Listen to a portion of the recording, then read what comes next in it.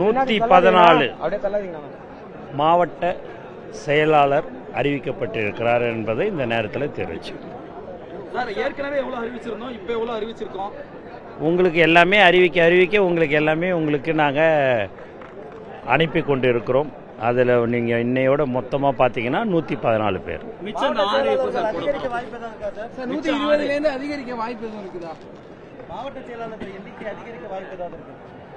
அது தளபதி முடிவு பண்ணுவார். அடுத்த கட்ட நடவடிக்கைகள் என்னவா இருக்கு? மாவட்டத்தில் ஆல்மோஸ்ட் ஃபில் பண்ணிட்டீங்க, ஒரு 6 மட்டும் தான் இருக்கு. இந்த 6 எப்போ போட போறீங்க? மிச்சம் அடுத்த கட்ட நடவடிக்கை என்ன? எங்கள் தலைவர் அதற்கு அடுத்தபடியாக அதை அறிவிப்பார். அதுக்கு அடுத்தபடியாக மிக விரைவில் உங்களுக்கு ஒரு நல்ல செய்தி இருக்கும். சார், ஆல்மோஸ்ட் மாவட்ட செயலாளர் நியமனம் முடிஞ்சிருக்கு.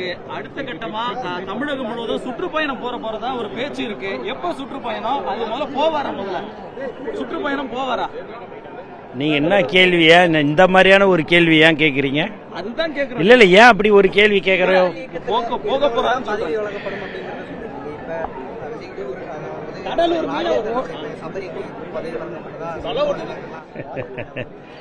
அவரு அவங்க அப்பா ஒரு 35 வருஷமா தலைவரோட இருக்கிறாரு. அவரு நீங்க பாத்தீங்க அப்படின்னா அவரும் சின்ன வயசுலிருந்து நற்பணி மன்றமா இருக்கும்போது அவர் போர்டெல்லாம் திறந்து அவர் சின்ன வயசுலயே இருந்து தான் வந்திருக்கிறவர் ஒழிய அது எப்பயுமே தளபதியோடைய ரசிகர்கள் தோழர்களுக்கு தான் பதவியெல்லாம் கொடுத்துருக்கிறோம்.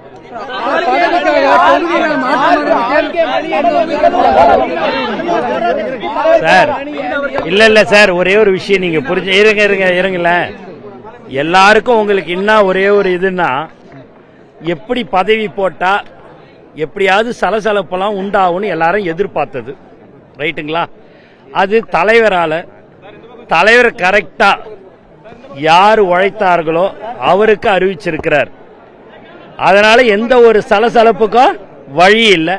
1-2 அப்படி வேணுங்கனே யாராவது ஏதாவது சொல்லி அதை சலசலப்பை உண்டு பண்ணணும்னு நினைக்கிறாங்க.